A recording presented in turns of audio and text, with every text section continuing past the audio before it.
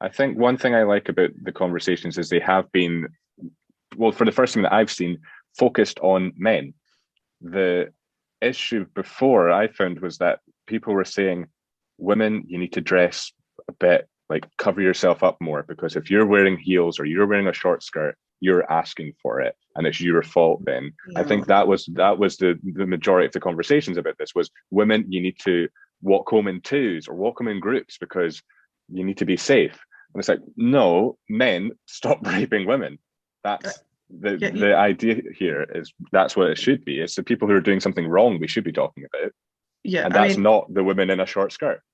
totally. And I think I'm entitled to wear whatever I want as a woman.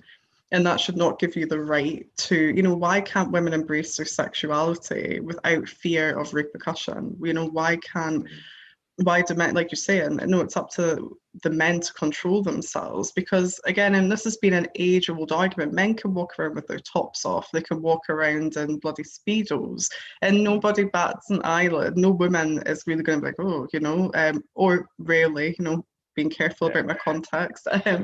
But rarely are women gonna, act on that. Whereas if a woman was walking around, in a short skirt or heels, bad things can happen, and we've all been in that situation. I've talked to a few of my friends where you're walking home maybe from a night out, or even just a party, or even a dinner, maybe even 10 o'clock at night when it's dark in heels. And sometimes you even take some flat shoes with you to make sure that if anything happened to you, you could run faster, Mhm. or you'll have a flash and thought where you kind of say, haha, if something happened to me, I wouldn't be able to run very fast in these heels.